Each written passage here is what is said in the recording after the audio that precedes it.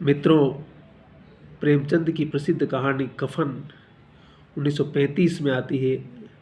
शायद पहले उर्दू में लिखी जाती है और फिर बाद में हिंदी में भी आती है, क्योंकि आप तो वाकिफ़ हैं कि प्रेमचंद उर्दू में लिखते थे, फिर बाद में पूरी तरह से हिंदी में आ जाते हैं।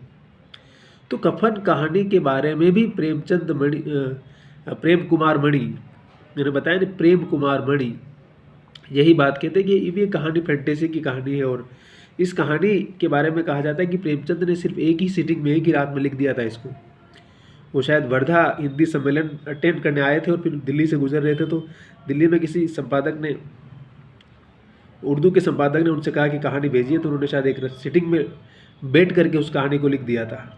अब इस कहानी में भी घीसू माधव की कहानी है और उस बस्ती का जिक्र करते हैं कि जो चमार बस्ती और पूरे सब तरफ बदनाम थी, उसकी स्थिति क्या थी। तो उसके माध्यम से वो बताते हैं कि कहानी भी उस भारतीय समाज की उस विडंबना को ही बताती है, लेकिन वो कहते हैं कि कहानी फैंटेसी की कहानी है, जहाँ शतरंज के खिलाड़ी में दोनों मिर्ज़ा अंत में शतरंज खेलते खेलते एक दूसरे को मार देते हैं, वहाँ ये घीसू और माधव भी अंत में गिर पड़ते हैं। लास्ट में जब बुधिया की मृत्यु हो जाती है तो उनके पास कफन नहीं था, तो गांव में जाते हैं चंदा करके, जो पैसा मिलता है उससे कफन लेने वो खुद ही शहर जा रहे हैं। और शहर जाते हैं तो बहुत दिनों से खाया पिया नहीं, तो वहीं बहुत अच्छे से खाते पीते हैं, शराब वराब पीते हैं, बढ़िया से मस्त हो जाते हैं और फिर घर पहुंचने से पहले ही ढेर हो जाते हैं वो। तो ये कहीं ना कहीं उस समाज की विडंबना को भी कहानी बताती है कि गरीबी क्या है, फिर गरीबी के अंदर आदमी किस प्रकार से तमाम तरह की नैतिकताएं सब कुछ भूल चुका होता है। तो यही भारतीय समाज की वास्तविकता है, ये भी तो समझने की आवश्यकता है हमें।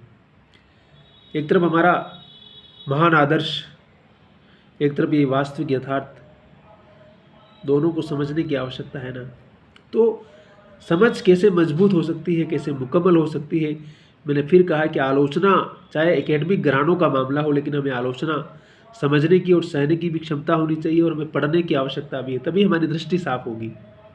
और अगर हमारी दृष्टि साफ होगी तो हम शायद क्लासरूम की दुनिया से बाहर जो दुनिया की जो वास्तविकता है उसको समझ पाएंगे, बेहतर जीवन, बेहतर चीज़ों को समझ पाएंगे और जीवन की वास्तविकताओं को बेहतर तरीके से डील कर पाएंगे। क्योंकि ज़िंदगी तो उस कॉलेज क्लासरूम से बाहर निकलने के बाद ही शुरू होती है ना। तो उसको हमें कैसे फेस करना है, उसका हमें सामना कैसे करना है, उसके लिए हमारी क्या तैयारी है, ये समझना बहुत महत्वपूर्ण है। अगर हम इस वास्तविकता को नहीं समझ रहे हैं या इसको हम समझने को तैयार नहीं है, तो शायद हम अवसाद के शिकार भी होंगे। और हम कहते हैं कि चीज़ों को हमारा निशाना कि गलत लगना ही है, क्योंकि हमें पता नहीं है कि हमें उस आने वाली परिस्थिति का सामना कैसे करना है। क्योंकि न तो हमें उस परिस्थिति का ज्ञान है, न हमारी तैयारी है। हमारी तैयारी कुछ और तरह की है और हमारे सामने परिस्थिति कुछ और तरह की आ रही है, तो जाहिर सी बात है हमारा फेल होना ही है। इसलिए परिस्थिति और जीवन की वास्तविकता के बीच एक तारतम्य बिठाना बहुत बड़ी कला है, बहुत बड़ी बात है, जो कि हम सबको सीखने की आवश्यकता है। अगर हम उसको नहीं सीखेंगे तो ज़िंदगी में सफल होना हमारे लिए बहुत मुश्किल होगा, लगभग असंभव होगा। तो कहानी कुछ इसी तरह की वास्तविकता को बता रही है। और मैंने कहा ना कि हम जितना पढ़ते जाएंगे, जितना समझते जाएंगे, जितना लोगों को सुनते जाएंगे, जितना अधिक ज्ञान की यात्राएं करते जाएंगे, उतना अधिक अपने आप को निरंतर समृद्ध करते जाएंगे।